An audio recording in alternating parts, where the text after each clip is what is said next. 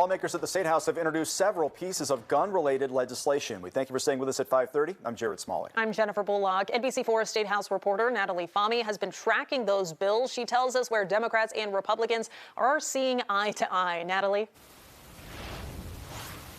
Jennifer, Jared, even though there's been some bipartisan agreement here at the State House, nothing related to guns has passed this General Assembly. But the issue is getting new attention after Sunday's mass shooting in the Short North. Lawmakers on both sides of the aisle are calling it a tragedy. The gun-related legislation that's been proposed at the State House includes House Bill 51, which would make federal gun laws that contradict with Ohio laws unenforceable in Ohio.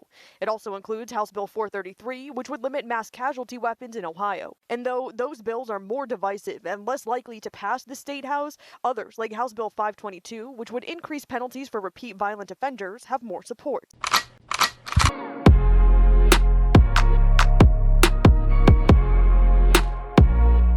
I'm always happy to come back to you guys and deliver some good news. This one comes to us out of the state of Ohio, where I would definitely say, as I've looked through some of these other states and their laws and such, I would say Ohio definitely is leading the way when it comes to firearm rights restoration. As I look through some of these other states and the laws, it gets really absurd in some of the hoops that they want to make people jump through just to get their gun rights back.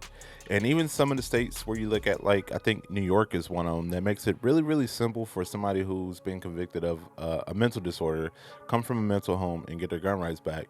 Yet a person who has been convicted of a crime, a lot of times due to circumstance, can't get their gun rights restored. I think it's amazing to see Ohio not only giving gun rights back to convicted felons, but also coming now to try to expand the amount of people who were convicted felons who can now get their gun rights restored. What we're talking about here is House Bill 51 and House Bill 522. House Bill 51 is essentially a bill that's going to make Ohio a sanctuary state when it comes to federal law. The bill would declare Ohio a Second Amendment sanctuary state. To encourage police not to enforce federal gun control measures, House Bill 51 would prohibit taxes or fees from being imposed on firearms, but not other goods. And it would block any federal requirements to track ownership of firearms and firearm-related products. Now, the other thing I wanted to talk about was House Bill 522. I'm not going to go real deep into House Bill 522 because Munitions Law Group already made a video about House Bill 522, and they did a really, really great job explaining this bill, what it does, and what changes it's going to make to the law. I'm just going to pick up on a few parts of it. One of the big things it's going to do is going to increase the amount of people who are eligible for firearm rights restoration. One of the problems with the old law was if you moved out of state or if you lived in another state and you were coming to Ohio to get your firearm rights restored, there was a bit of nuance there where they weren't allowing a lot of that stuff to happen, especially if you ended up leaving the state. Now, the other part of the law that they're correcting is the CCW law.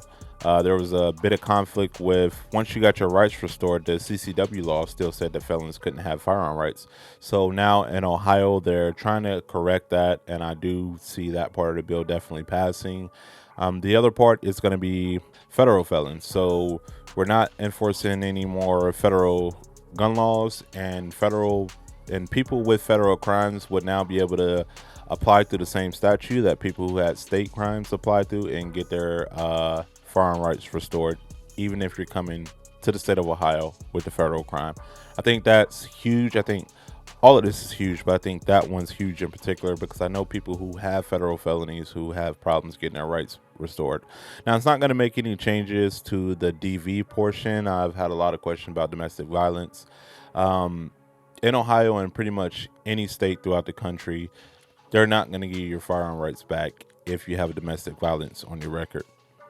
Now, the other part of this bill is going to make things stricter for people who are felons that don't have their firearm rights restored and then get caught with the firearm. So it's going to give you longer sentences in time, and it's going to stack. So each time you get caught with the firearm, say it's your second time getting caught with a firearm, the first time they give you 3 years, the next time they're going to give you 6 years, and you get caught a third time, they're going to give you 9 years, so forth and so on. I don't know whether the time is going to be at the judge's discretion, but we'll see once they get this law passed how they're going to really enact that part. Thank you guys for tuning in. Please hit that subscribe button. It's been a while since I made a video. I want to get back into some of these other cases and get you updates on where some of these federal cases are, as well as where some of these other state legislation is going. The reason I've been gone is because I've been really, really busy. I still work 2 jobs, and I just moved. I just bought my first house, which is an amazing feeling. As you see, the studio's a little bit different. I'm not backed up in some corner or some room somewhere trying to record. Got a little bit more space. I can breathe now. But it's been an amazing journey. I am happy and blessed to be where I am. I want to thank God for bringing me up to where I am. I know without God, none of this would be possible. I wouldn't be here talking to you guys. I wouldn't have my firearm rights restored. I would not be where I am today. So I want to sit there and I want to spread a little bit more about my life. I want to take feedback from you guys. This isn't just my platform. This is our platform.